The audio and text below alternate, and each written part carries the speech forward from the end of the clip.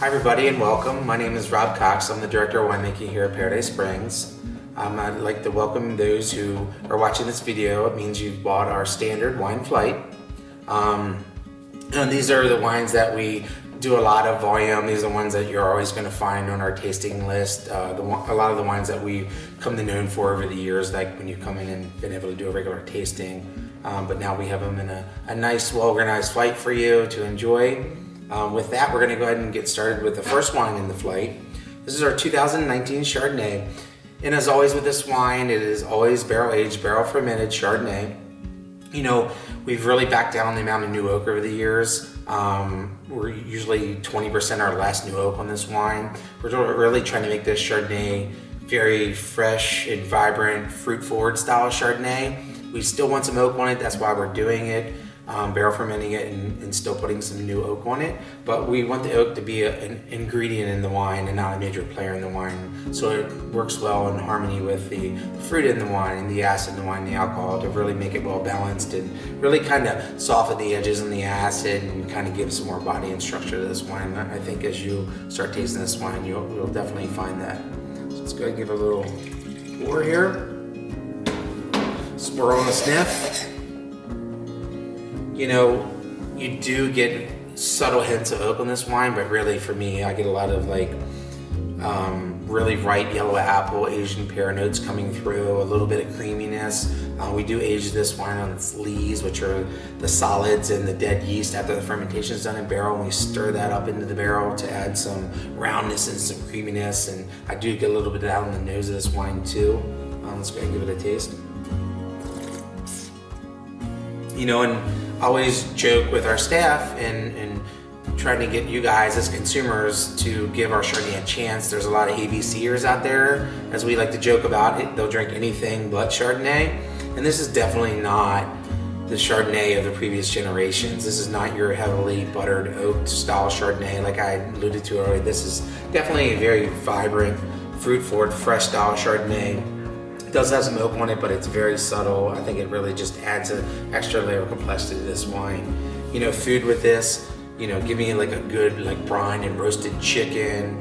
You know, your turkey at Thanksgiving time would be really good with this. You know, creamier cheeses like a triple creme brie, which is one of my personal favorites, would be a good pairing with this wine too. So with that, enjoy the rest of your Chardonnay. Go ahead and hit pause, and then we'll get started with the next wine in your flight.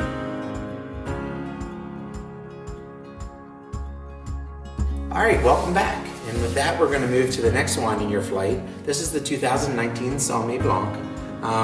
The Saumon Blanc is the sweetest of our non-dessert style wines that we do here. With that, it's not overly sweet. It's usually around 1% residual sugar, loads of acidity to balance this wine out, so it's not real cloying on your palate and all that. And as you can see, this is one of the wines that we do on a screw cap, unlike our Viognier and Chardonnay, which we do in a cork. This one is meant to be drank on the younger side, to be very vibrant and fresh and bright. And you know, a screw cap is easy. You don't have to have an opener, and you can, if you don't want to drink it all, you can seal it back up a lot easier and all that. So that's kind of why we went with a screw cap on this wine. Let's go ahead and give a little bit of a pour here, and a little bit of a sniff, a little bit of a swirl, release the aromatics. You know, on the nose of this one, I definitely get like almost like a cross between a New World Sauvignon Blanc and a Old World Riesling.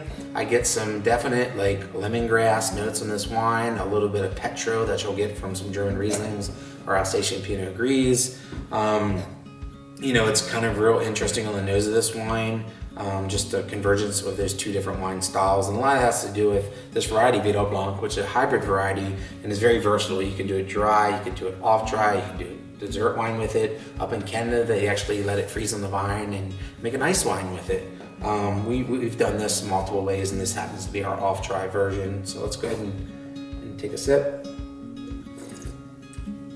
And as I alluded to earlier, you definitely get a little bit of sweetness on the finish, but really a lot of good zippy acidity in this wine to kind of like cleanse your palate of that sweetness. Really well balanced.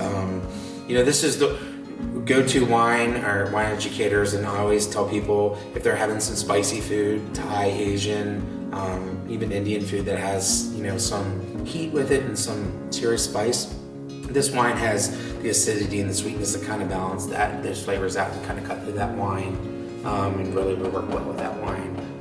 You know, and this is always one of our best-selling wines and one of the wines we make the most of here at Paradise Springs.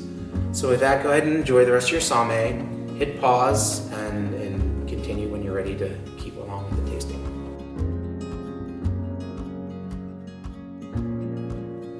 All right, welcome back. We'll get started with the next wine of your flight, which is the first red of your flight. This happens to be the lightest of our red wines that we make here in Virginia. This is the Cabernet Franc variety. It always is our lightest bodied wine, lightest in structure. This one comes from the 2018 vintage, which was a trying vintage for us here in Virginia. It was a pretty wet season from start to finish, which, you know, presents its challenges to us as winemakers here in Virginia. We actually cut back on our production a little bit to try and keep our quality as high as we possibly can. This is one of the first of our red wines that we released from that vintage.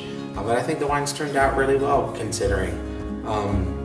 You know, it's one of the most widely planted grapes in Virginia, Cabernet Franc, along with Merlot and Chardonnay and a couple other hybrids. So it's a big and important grape for us. Most other regions will only grow Cabernet Franc typically to add into some of their Bordeaux style blends, and we definitely do that here. But most wineries in Virginia, if not all, do some kind of Cab Franc varietal if they're making Cab Franc wine. So with that, let's go ahead and give it a sniff here. You know, and you'll always get, like, especially in our Cabernet Franc from our vineyard sources here, a lot of like very bright cherry notes on Cab Franc. It's inherently known for its pepperiness. I do get some white black pepper notes here. You know, in the Chenin and Loire Valley, it's true home in France. You get a lot of green pepper notes. We try and do what we can to in the vineyard to eliminate those notes. That's the compound is called methoxypyrazine. There'll be a test later on that, but it's what makes New Zealand Sauvignon Blanc smell like New Zealand Sauvignon Blanc and Cabernet Franc smell like green pepper. I'm not getting a ton of that in this wine, and that's done by design, like I said, with our vineyard practices, but we do get a little bit of that white pepper on this one. So let's go ahead and give it a taste.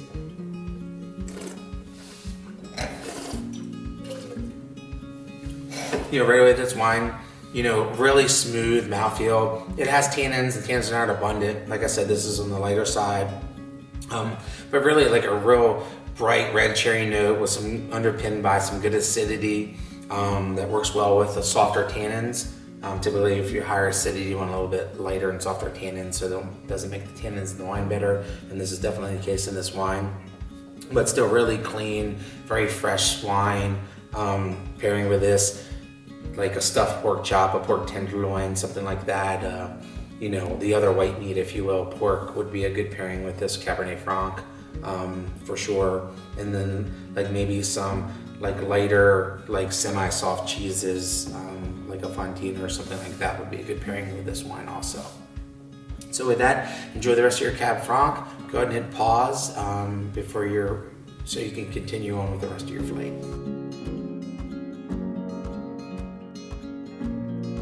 Okay, and on to the next wine. The next wine is our 2018 Melange. Melange is one of our Bordeaux blends that we make. We typically make 3 different Bordeaux blends. This happens to be the lightest in body and structure of the 3 that we do make. This is, like I said, from the 2018 vintage. This is a blend of Cab Sauv, Cab Franc, Merlot, and Petit Verdot. We're all on this one in different percentages. You know, and this is like our earliest red Bordeaux blend to barrel. It's meant to be more approachable, lighter. It can age a little bit, but it's not as age-worthy, if you will, of some of our other heavier wines, some of our other Bordeaux blends that we'll get into in a little bit on the tasting. But it's just really easy drinking, like a table-style wine that you can decant for a little bit. You don't have to. It's versatile with food. It's round and light enough to be really enjoyed on its own. It's just a really versatile wine, just a nice wine to have as part of your portfolio, if you will, at home, as different styles of wine as you're getting into food wine pairings, or if somebody comes over and you want to open a wine that, you know, is approachable and you don't have to worry about it being decanted for a while or what have you. So let's go ahead and give it a sniff. You know, and we do get a little bit more oak on this wine than like our lighter red Cab Franc. But I get a lot of the same cherry notes in this wine, maybe like a little bit of red currant from the Cabernet Sauvignon. not quite dark fruits, but still in that same red fruit realm of cherry and currant, raspberry notes in this wine. So let's go ahead and give it a taste.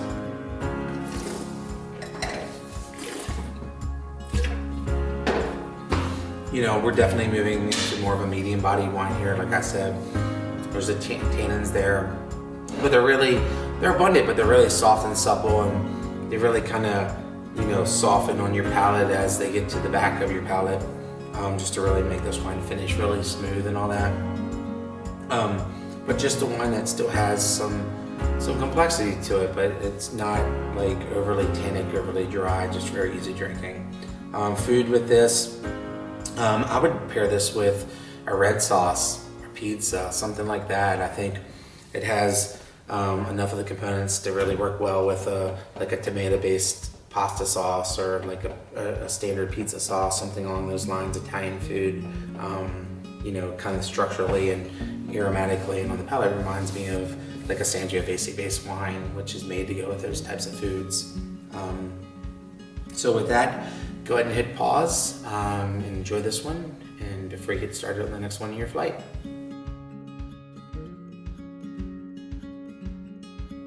All right, welcome back, and on to the next wine. The next wine is the 2018 Norton. For those who are not familiar with Norton, it is actually a Native American variety. Vitis vestivialis, which means summer grape in Latin. And where most of the wines through this flight have been your Vitis vinifera wines, European-based wines that were spread all over Europe by the Romans way back when from the Middle East. This one is actually something that's native to our country, and specifically in the Mid-Atlantic.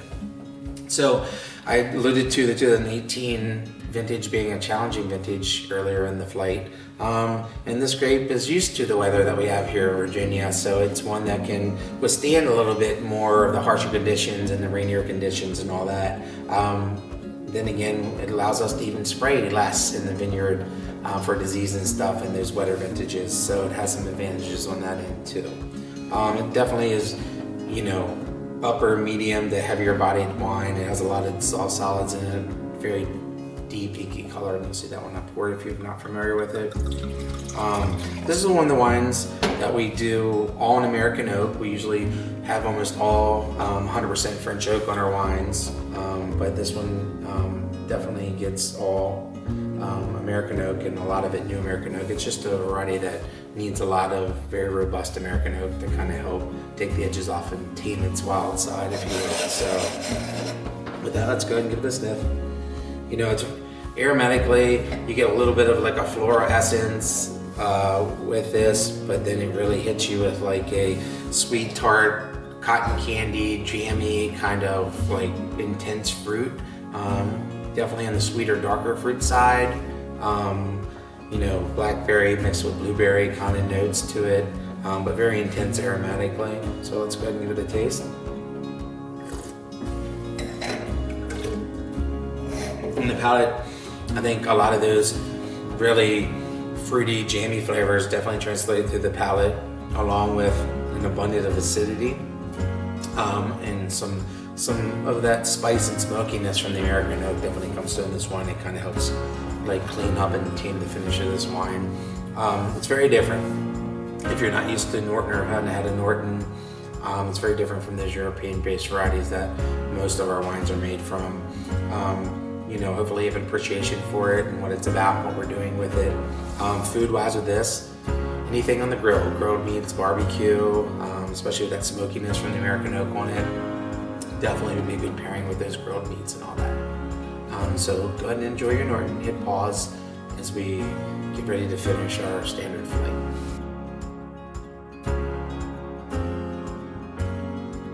All right, and last but not least, the last one of your flight. This is our Swagger. This is one of the sweetest wines we make. It's one of our dessert style wines. This is a port style. It's fortified with neutral grape spirits, and that's how a port style wine's made. But this is not overly sweet. A lot of the ports that you're going to get from Portugal are usually around the 6 to 8% residual sugar mark. This one usually comes in right around 3.5%. So it definitely has some sweetness. It's supposed to be, that's the style of the wine, but it's not overly sweet. The other twist on this wine is that we age this and primarily use bourbon barrels. So it kind of adds a caramel butterscotchy kind of note to it too. I like it. I like bourbon. I like the way it marries with this ruby style port that this is done in. It just adds another layer to this wine and some complexity. And if you're like bourbon, this is definitely going to be up your alley. It's also done in a Solera style port. This is the only true non-vintage wine that we make in Paradise Springs. That means that it is a blend of multiple years. And this is no different. Starting with the second edition Swagger, that was a blend of 2011 and 12, and this is no different. This is a 4-year blend, and it's done in the Solera style with barrel rotation through the years, and it helps achieve some consistency in our Swagger throughout the years. And I think if you've had a lot of the Swaggers throughout the years and been tasting them, I think they have a consistent note to them through the years, and that's why we do our port in that style.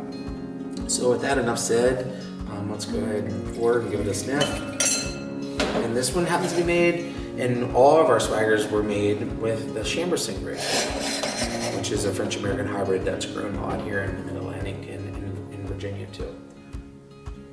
So I mean, right away, the pungent like bourbon notes, really come out first in this wine. That kind of caramel, butterscotchy kind of note comes out first. Then you can kind of get into some dark fruits with this wine. It has a sweet fruit smell to it for sure. So let's go ahead and give it a taste.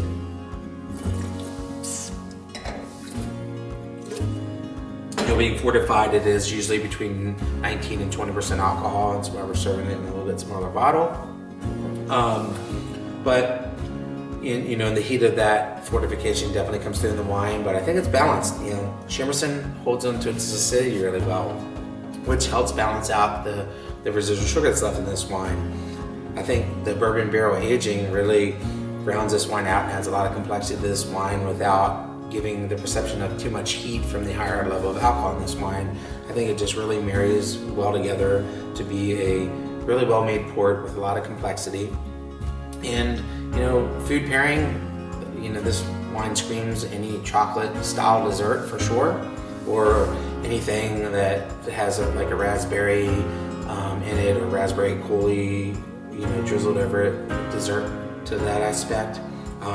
I enjoy cigar. I like this with cigars. People indeed have it on its own too. So, just appreciate what it's about and how it's made, and enjoy it however you'd like to enjoy it. And with that, I'd like to say cheers. Thanks for joining us, and taking part in our standard flight. And we hope you come back and see us soon and enjoy another flight. Thanks. Cheers.